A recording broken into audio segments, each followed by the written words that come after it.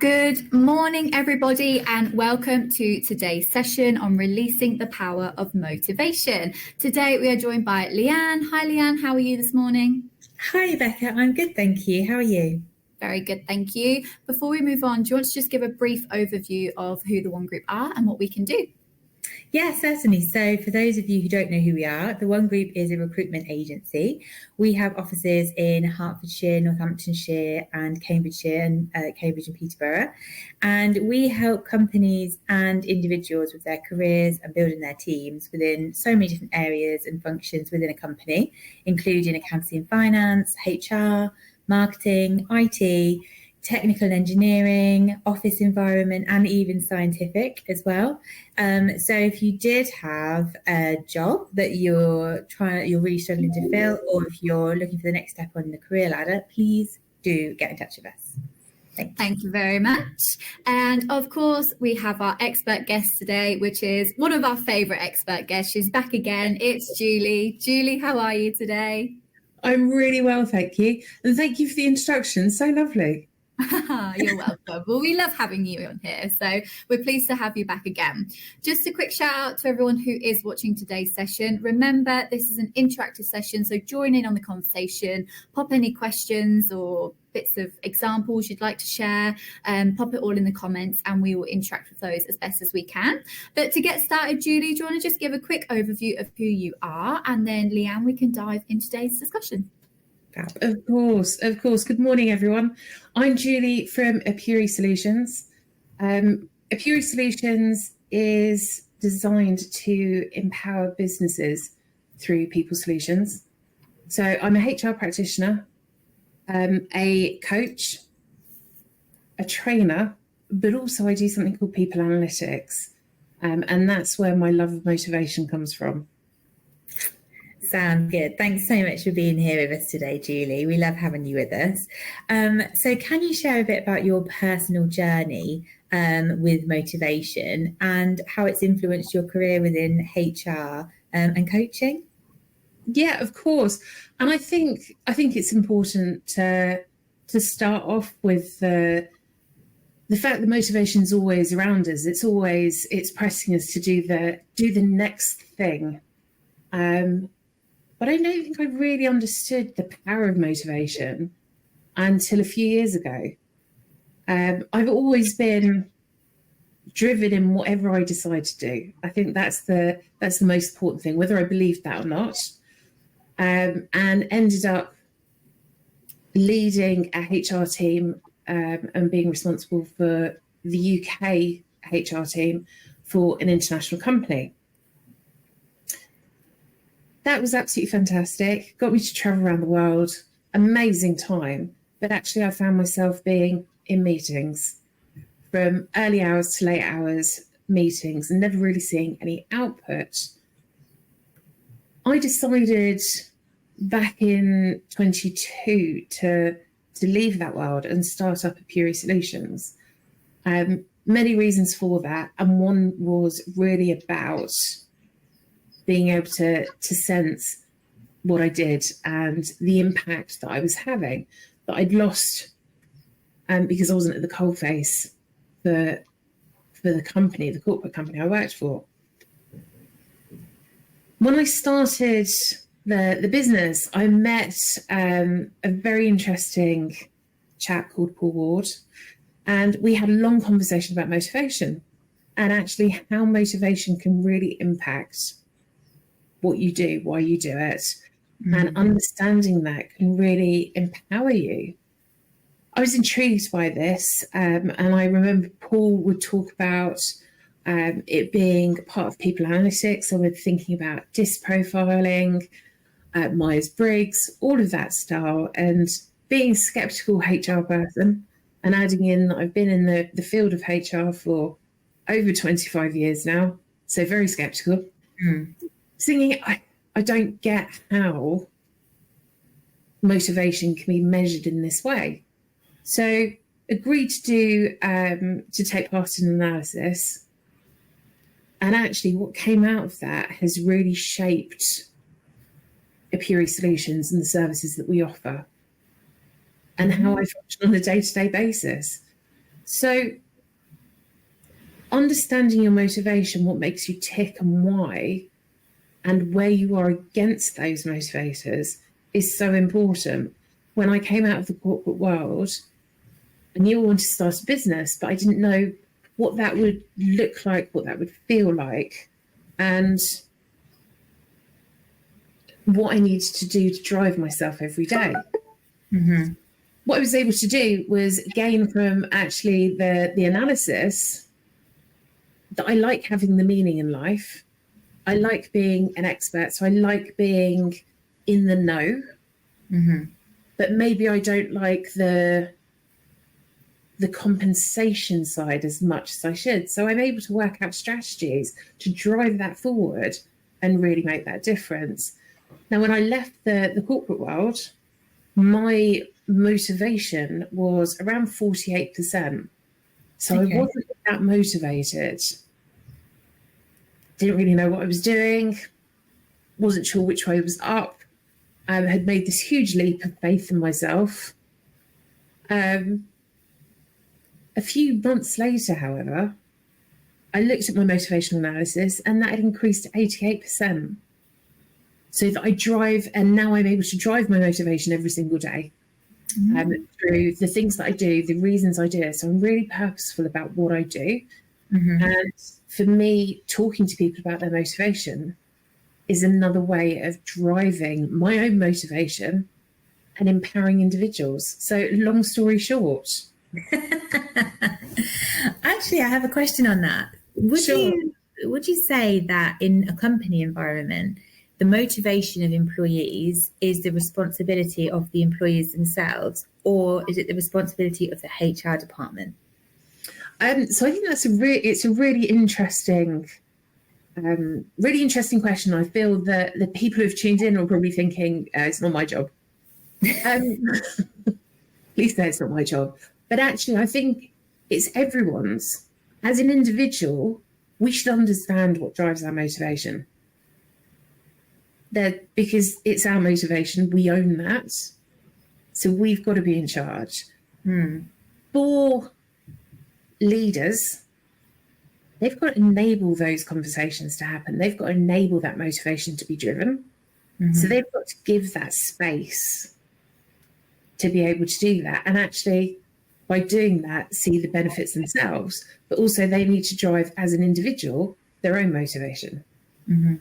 The role I see of HR practitioners is to really support those conversations, that motivational drive, as a solid foundation. So making sure people have that space, the awareness, the knowledge to be able to drive that further forward. Yeah. So yeah, a bit of everyone really for me. So how can it be made visible how can motivation be made visible within the office environment? That's always a challenge in itself. The first step, I suppose, is individuals being aware themselves of their motivation. Mm-hmm. Now, there's something, I alluded to it before, there's something called motivational analysis, and that's something that I believe strongly in, that is is part of the people analytics tool. So it looks at what motivates you and where you are against that. The reason I feel that that's important is because actually it breaks down, alongside Maslow's hierarchy of needs, the purpose for individuals, what makes us tick. Now, as we know with Maslow's hierarchy of needs, we've all got that stability, that security, that shelter at the bottom. But when we start to get to the top of the pyramid, we'll be at different stages. And that's the same for motivation. It could be that we're driven by finding the meaning. It could be that actually we're most motivated when we're being creative, or we are part of a team. Mm-hmm. Being able to then implement that into work, that's really where we get to drive it forward, and that's where the fun begins. Yeah. So, how will people know where they are on this hierarchy of needs? And will their motivation adapt and change within time? Do they have to think about this continually?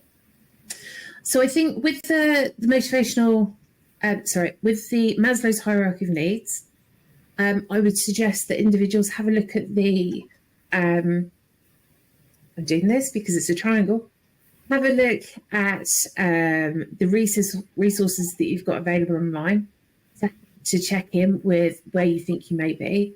It goes up all the way up to self-actualization, but it starts off with the food, the shelter, the belonging, being part of a team, having the self-worth, having the finance, being able to support all of that. When we think about motivation and Maslow's, yeah, that completely changes over time. If we think for Maslow's hierarchy of needs, we lose our job, we lose our shelter, that impacts our motivation, it impacts absolutely everything about us. And that becomes our first priority. Or motivation,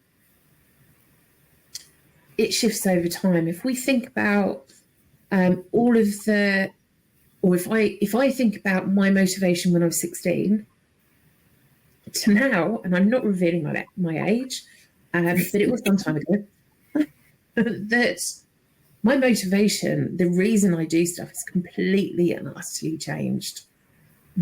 So it will adapt depending on our experience, our circumstance, all of those different filters that we take in, it will shift. It will also shift with our beliefs. The other quick point that you were mentioning about whether it shifts, it could also shift on the day.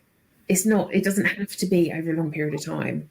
It could be daily, hourly, our motivation shifts, and that's why it's so important to keep checking on it. What are the most common challenges with motivation within a company environment, and do you have any suggestions for companies to sort of try and overcome this? So I think the challenges that can be experienced are the people being in the wrong jobs, or not being able to stretch their legs as much as they wish or do the tasks that they want to do. Now, whilst that sounds incredibly easy, sometimes it's just not practical in a business. But if we take the example of actually someone's not able to make the decisions, but that's their motivator, is to feel in control of something, that can actually demotivate them. So we constantly need to be aware about how we can drive that motivation forwards, even if it's just creating small tasks. Now, as individuals, our motivation can be impacted, of course, outside of work. It doesn't have to just be in work. So if you're creative, maybe it's doing creative things at home, or thinking about a different reframing a task. So if I'm thinking, right, I need to do a new process, but I'm not process driven and I'm not admin driven, and that's just not exciting. If I'm thinking, well, actually, I could be creative in doing this. This could really change. This is the bigger picture. You can drive the motivation that way, rather than it just being, well, I just don't want to do this. Thinking about what it means to you. So from a company perspective as well, then, with the reframing in mind, if they had targets that they wanted to achieve for that year, and potentially their staff were lacking in motivation, do you have any suggestions on how they can try and motivate their staff so that the company does actually meet the targets? Completely. And I've got a great example of this as well that I'll share. So it's all about reframe. Okay. It's all about changing. You don't necessarily have to change the meaning of something, but maybe the terminology of how you talk about things. I worked with a company some time ago, and they were struggling to hit their strategy. And these are senior leaders, but their hearts weren't in the strategy. The strategy was financial. It was X amount of growth. But all of those individuals in the room searched for the meaning. What would it mean if they were able to hit that?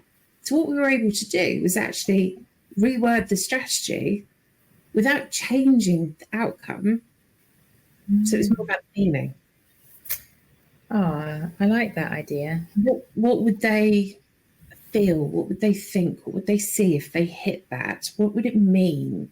How would it change people's lives? How would it benefit the customer? So you've got all of the niceties of the meaning of that, but you still got we still need to grow by this % to get this meaning. Mm-hmm. Yeah. So on a larger scale, when we're thinking about employees within a business, it could be about marketing the vision in different ways. So you're hitting all those different pockets of people's motivation by, well, this is the meaning if we do this, but actually for those people who are driven by the business growth, it's simply we want to grow. But actually for the creatives, this is what we get to create, or this is the innovation we get to have if we get to this %. So again, you're putting that feeling towards it that drives people's motivation. And how can individuals measure their motivation? What are the practical tools or the things that they can do to try and do that?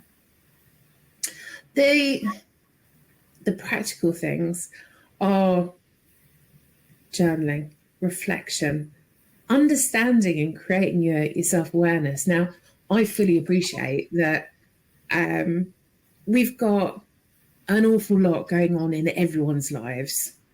So to say, right, we need to spend X amount of time every day sitting down, journaling, reflecting, whilst you're getting your food shopping, you're sorting out the children, you're sorting out your partner, or doing housework, or doing whatever it is you've got to do on top of everything else. That can be a bit of a challenge.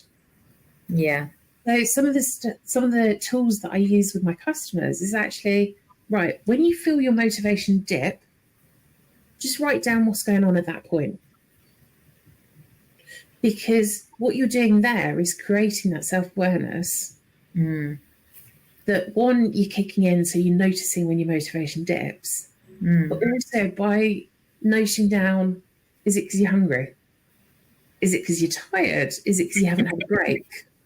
Or did you say hungry or angry? Hungry, hangry, any of the above. They're all really going to impact motivation. But it could be you just don't want to do the job. So why? You know what? I feel like my motivation dips when I have a lot to do. And that's probably when my motivation needs to be higher. But when there's so much to do, I think that's when I definitely dip. What do you think, Becca? Yeah, I was just going to say I actually started doing journaling at the beginning of this year, and it's made a massive difference. I only do it, like you say, it's a lot to do every day. I'm slowly working my way up, but I do it 2 times a week. And it does make a difference, especially like you say, when you have those dips of, oh, I'm not really feeling that motivated. And actually what I do is I look back and be like, why am I feeling like that? What's happened over the past week? Maybe that's made me lose that like motivation, or why am I feeling this way? And it does make a difference to actually just make you realize, right, this is why. So what now can I do to get that back? Yeah. I think that's the thing, isn't it? Because we're so much on to the next. Yeah. And on to the next and next, that you then kind of lose track of that check-in. So why did I feel like that? How can I feel differently about that? Yeah. Yeah.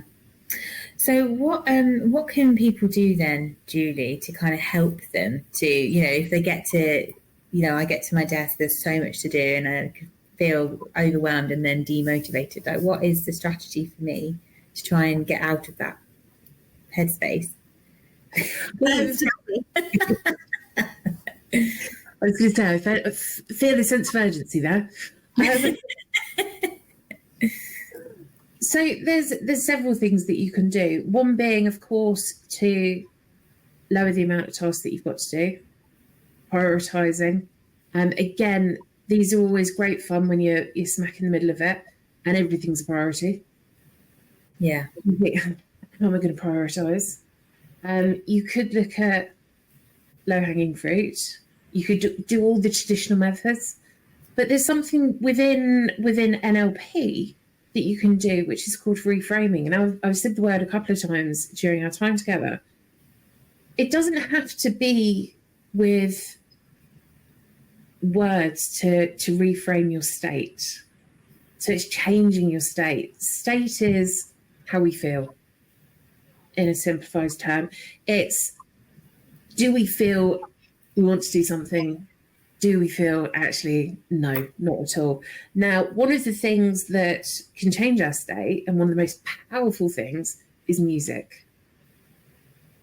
So for me, when I think about, I want to get energized, and I am ashamed to admit this on the one group, LinkedIn Live, but for me, 90s dance music is where it's at.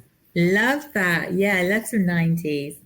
It's the beat, the memories, the whole thing about it gives me energy. Mm. So if I'm looking for that big stuff, I'll put some dance music on. If I'm looking to change my state to more reflective, I'll put classical music on, because it just, the flow of it helps me manage my state.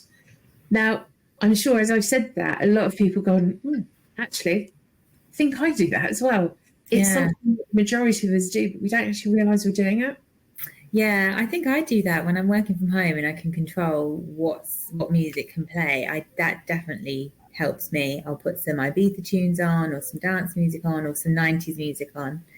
So would you say then that music is one of your strategies for sustaining motivation then? Have you got any other little tips for how to keep motivated?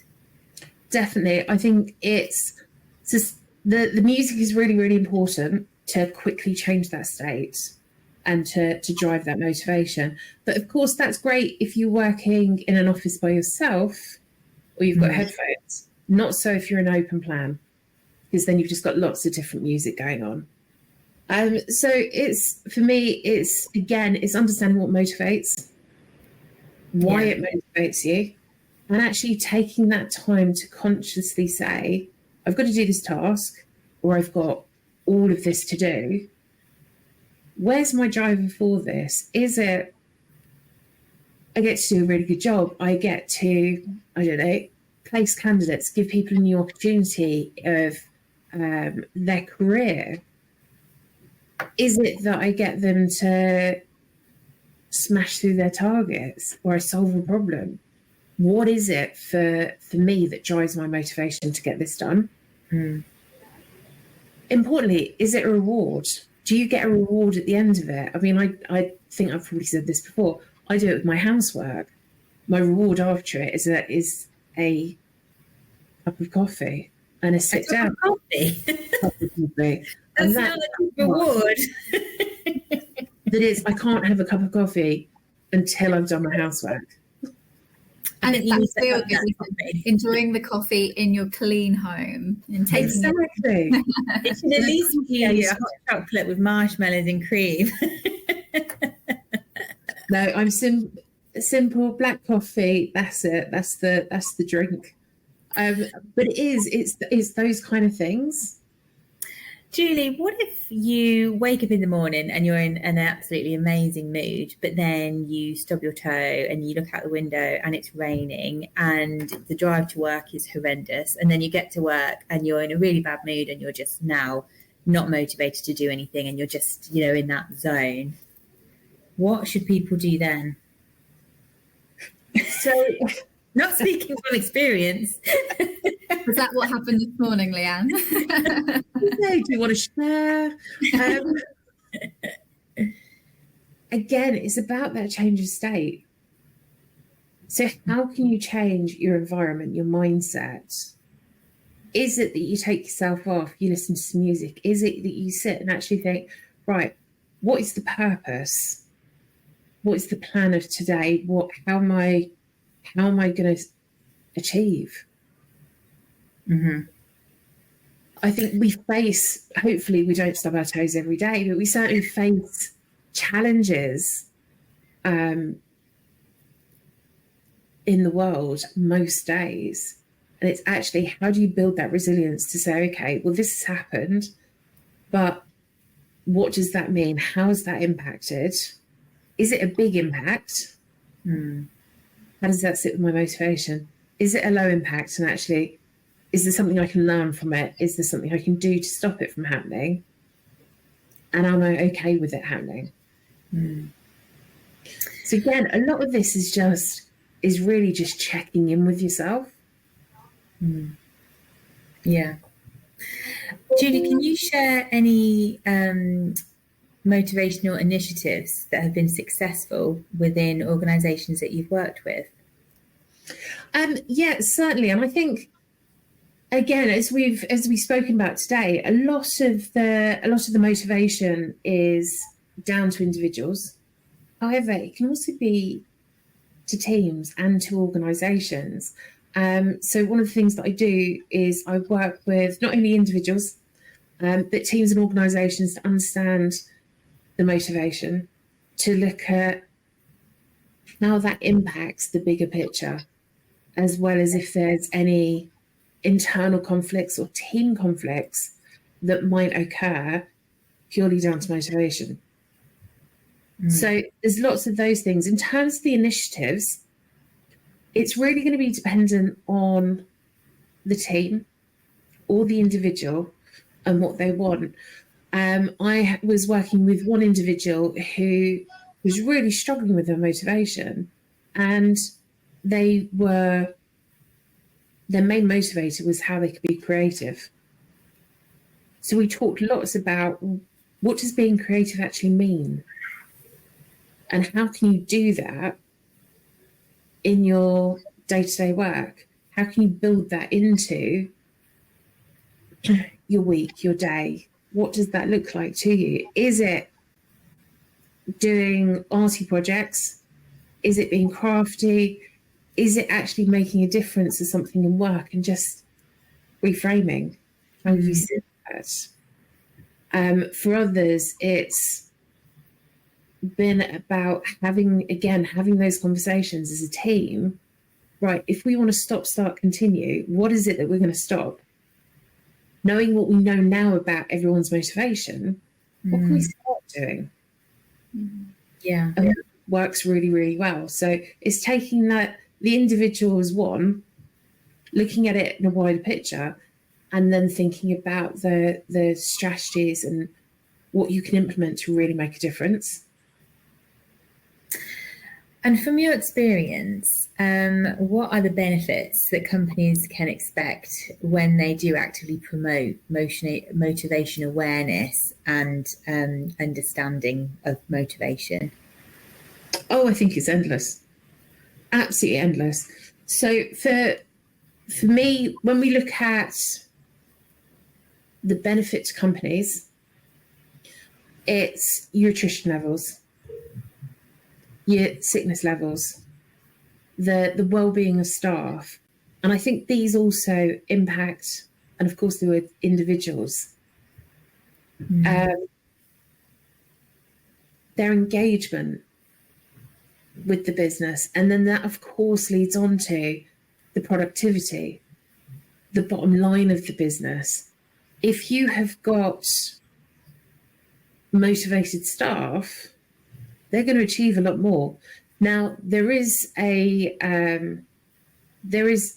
small print when it comes to this.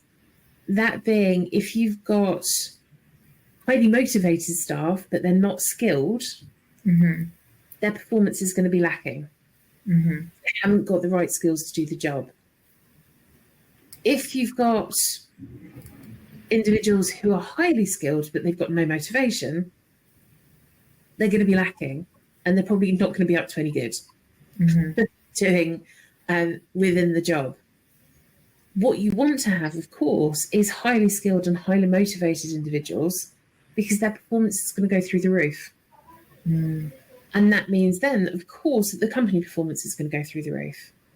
So that's where we want to get to. And it's really important we understand that we've both got the skill and the motivation piece to take the business forward.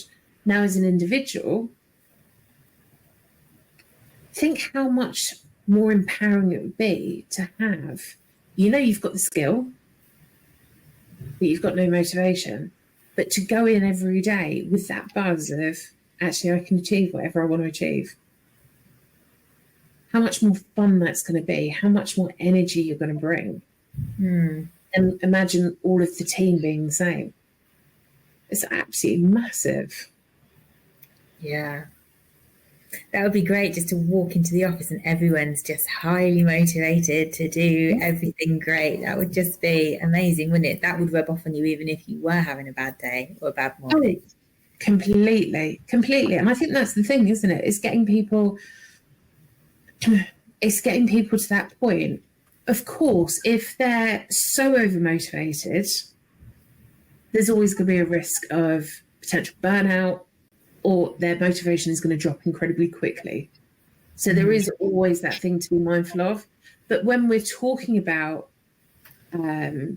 motivation being high, we're probably talking about it ranging from anything from 75 to 100%, in terms of how much people are motivated.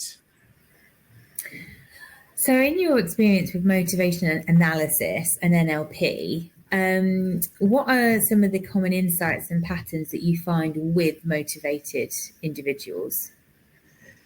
So I think one of the most fascinating areas that really come to light when looking at motivation analysis, and I went into HR because I'm nosy and I have an interest in people. So probably most HR practitioners would go, yeah, fair play.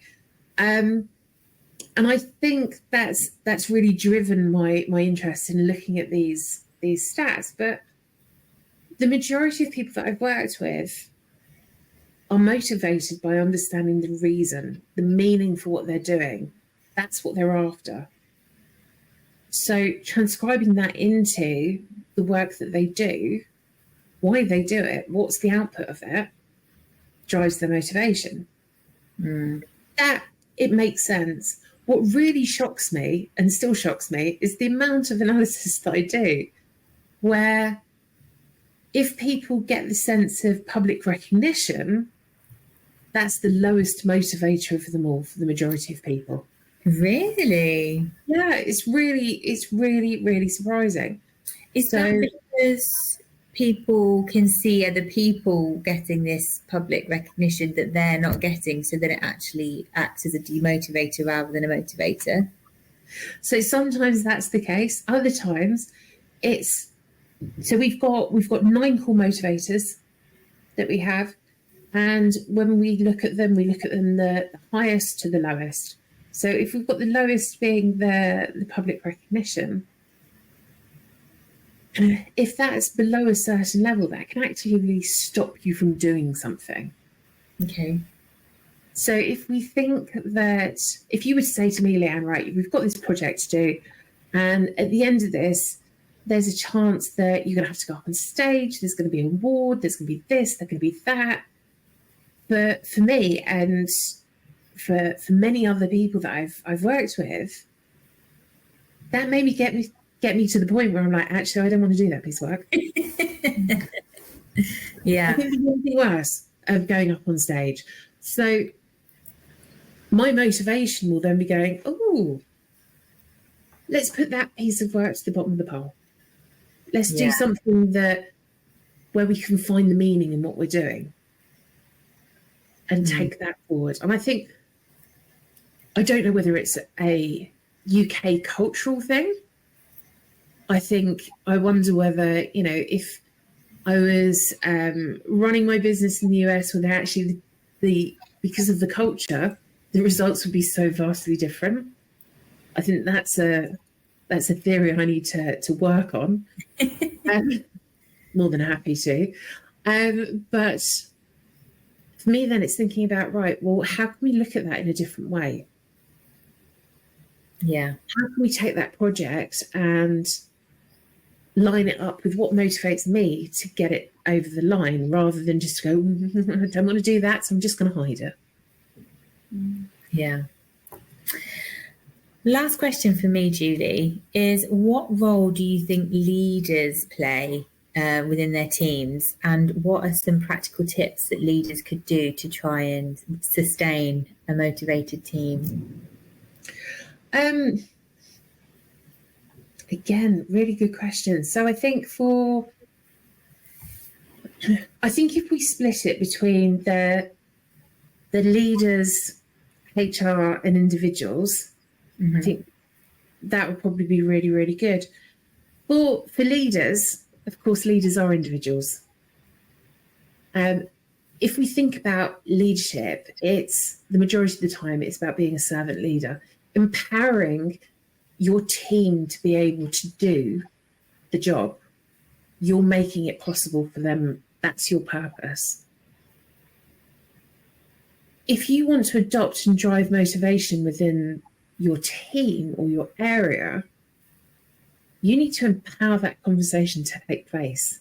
You need to empower that to happen. So whether it is you as an individual saying, actually, do you know what, this motivates me, and I'm going to be transparent, this is how I work. How do you work? Have you ever thought about it? Having those conversations in a safe space, I think that would be one way of doing it. I think as well, being true to your word and making sure that you're consistent with that approach is really, really important. If we think about managerial techniques in the 90s, for those of us that were working in the 90s, it was, you would come in, you would do your job, you would go home. You didn't have a conversation. You were just told, or certainly I was told, what to do, when to do it by, and it wasn't a discussion, it wasn't a debate, it was just done. Leadership's transformed so much since then. But sometimes as leaders, when we're under pressure, we can revert back, and that can really damage those conversations, because we're damaging that relationship with people because we're not being consistent. So I think that's really important. I think then we would think about the individuals. If we've got a leader that's saying, actually, we want to have these conversations, be part of it. Yeah. Join in. Take that risk of being able to say, actually, these are the things that motivate me and these aren't. Because then that allows for growth. If you don't participate, nothing will change. Lead by example. Exactly. For HR teams and professionals, it's really about empowering that conversation and checking in, maybe helping and supporting the leaders to have that discussion. So they're kind of underpinning, as with the majority of HR professionals and the tasks that they get to do, they're underpinning the organisation to enable that to take place. Yeah. So realistically, it involves everyone. Again, long story short. Well, thank you so much, Julie. That's all my questions, Becca. Brilliant. Thank you, guys. Once again, Julie, it's just been a really informative session. I feel like, Leanne, about you, but I've actually taken quite a few bits away from that, and hopefully everyone else too. Yeah, amazing. Quite a lot to think about. Yeah, that's it. We're going to be so motivated now. No, it's been amazing. Once again, thank you, Julie. We haven't had any questions come through today, but of course, anyone that is watching, if you do want to talk to Julie about anything further, you can contact her on LinkedIn, or we've also got her email address, which you can find now at the bottom. But yeah, it's been an amazing session. Julie, thank you once again for being part of another LinkedIn Live with us, and we hope to see you all again soon. Thanks, guys. Thanks, Julie. Thanks. Bye. Bye.